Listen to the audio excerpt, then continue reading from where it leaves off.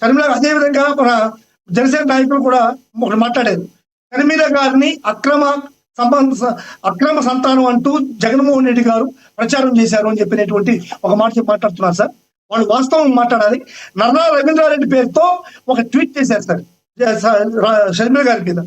ఆ షర్మిల గారి మీద నర్రా రవీంద్రారెడ్డి అనే పేరుతో ట్వీట్ చేసి ఫేక్ అకౌంట్ ట్వీట్ చేసిన వ్యక్తి ఐటీడీపీ కార్యకర్త ఉదయభూషణ్ అనేటువంటి వ్యక్తి ఈ విధంగా చేశాడు. సాక్షాత్తు బాలకృష్ణ ఇంట్లో నుంచే ఈ యొక్క ట్వీట్ వచ్చింది.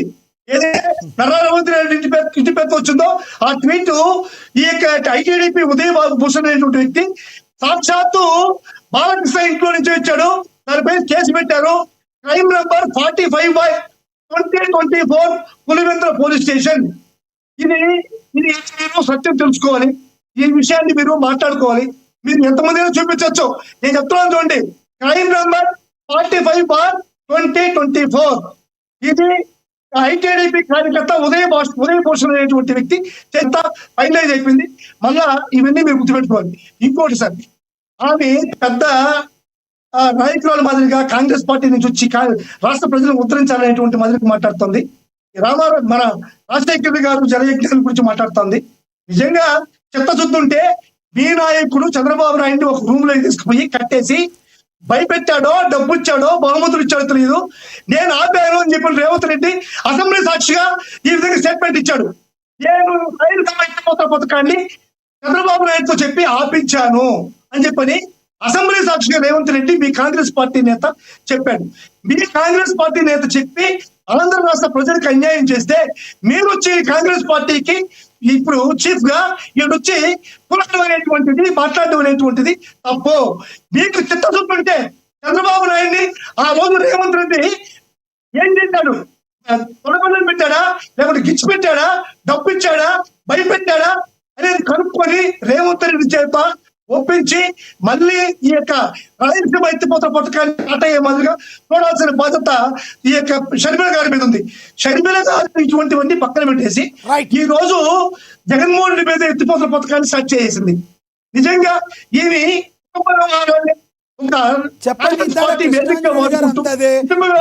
ఎలక్షన్ టైం కన్నా ఈ షర్మిల గారి ఇష్యూ కావచ్చు, విజయమ్మ గారితో కావచ్చు, ఏదైనా కూడా నింపాదిగా కూర్చొని మాట్లాడుకుని తనకు రాజకీయ అడ్డు లేకుండా ఉండడానికి ఏమైనా చేసుకోకపోతే మళ్ళీ ఏదైతే గతంలో వచ్చిందో అదే రిపీట్ అయ్యే అవకాశం ఉంది.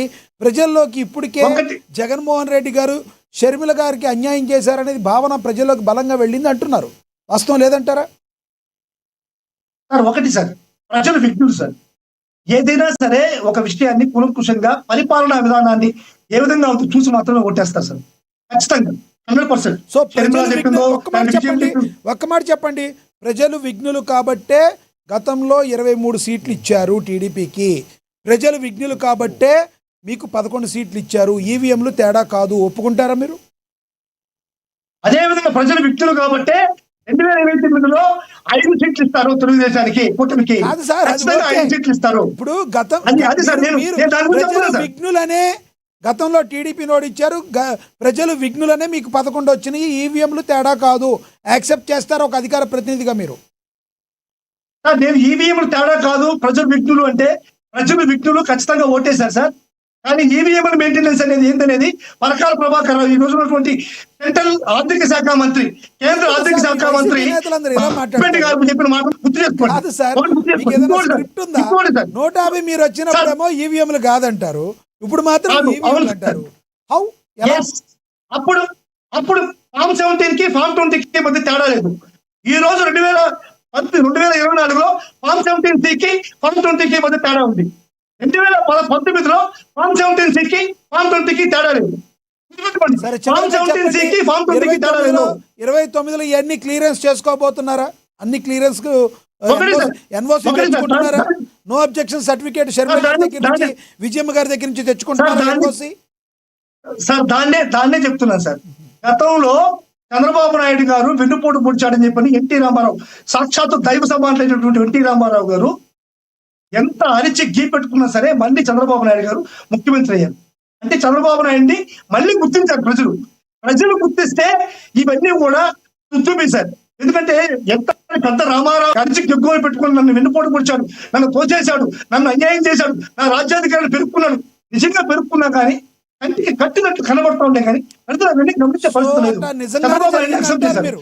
నిజం అయినప్పటికీ కూడా ప్రజలు జగన్మోహన్ రెడ్డి గారిని ఎంచుకుంటారు.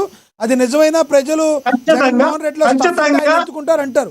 నిజమైన పరోక్షంగా ఒప్పుకుంటున్నారు మీరు అయితే.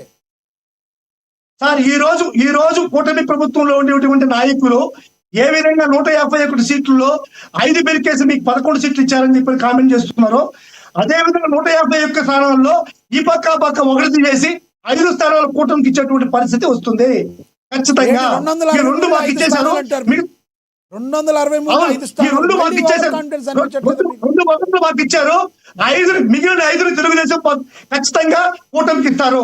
2 మాకు ఇచ్చారు.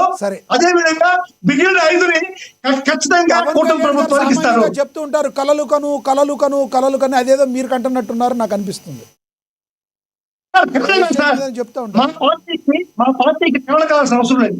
ప్రజల్లో ఈ రోజు కూడా 40% ఓట్ బ్యాంక్ ఉంది, 40% ఓట్ బ్యాంక్ ఉంది. నేను కలగనట్లేదు. బీజేపీకో కాంగ్రెస్ కో లేదు జనసేనకు 6% ఉంటుంది, బీజేపీకి 2-3 ఉంది, కాంగ్రెస్ కి 0. ఇటువంటి పార్టీలు కలగంటే కలగండి. మేము ఇప్పుడు చంద్రబాబు నాయుడు గారు సీఎం అవుతారంటే కలగాదు సార్, పవన్ కళ్యాణ్ గారు సీఎం అవుతారంటే కల, షర్మిల గారు సీఎం అవుతారంటే కల. అదేవిధంగా జగన్మోహన్ రెడ్డి గారు నిజం చెప్పుకోవాలి, జగన్మోహన్ రెడ్డి గారు సీఎం అవుతారంటే కల కాదు. కాంగ్రెస్ పార్టీ బీజేపీయో లేకపోతే జనసేన సీఎం అవుతారంటే కలది.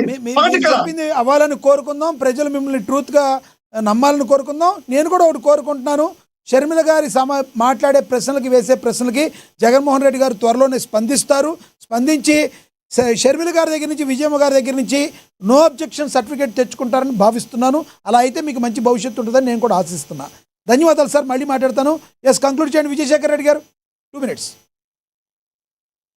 నాని గారు వైవి సుబ్బారెడ్డి గారు ప్రెస్ మీట్ పెట్టారు. ఆస్తులకు సంబంధించి వైవి సుబ్బారెడ్డి గారు ఆ రోజు సాక్ష్యం ఉన్నారు.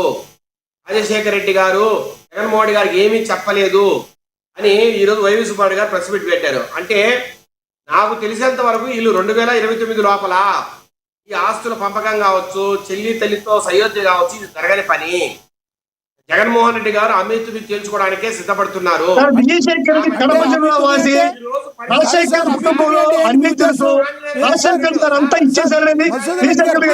మసూదన్ రెడ్డి గారు ఆగండి. ఏంటి సార్ ఆమీ తుమి అంటే ఏంటి? మీ ఉద్దేశం ఏంటి? ఆమీ తుమి అంటే ఏంటి సార్? ఆమీ తుమి అంటే తల్లి ఏమైనా మాట్లాడి నేను మారను, నేను ఇంతే, నేను ఇట్లాగే ఉంటాను, నచ్చితే నాకు ఓటేయండి అనే స్టేజ్కి ఈరోజు జగన్మోహన్ రెడ్డి గారు పోతున్నారు. కానీ ఇంతకుముందు మన కృష్ణాంజనేయులు గారు పెద్దలు ఒక మాట చెప్పారు, నువ్వు ఓడిపోవడానికి ప్రధానమైన కారణాల్లో వాళ్ళ ఇంట్లో వాళ్ళ చెల్లెలు తిడతాందయ్యా, మీరు కనీసం వాళ్ళ చెల్లెలన్నీ మాడుతూ ఉంటే మనం ఎట్లా ఓట్లేద్దామని ప్రజలు అనుకున్న మాట వాస్తవం 2024లో. కానీ ఎక్కడైనా ఇప్పుడు ఒక చిన్న మాట చెప్తా, రావణుడు ఓడిపోయిన తర్వాత నారదుని అడిగాడంట,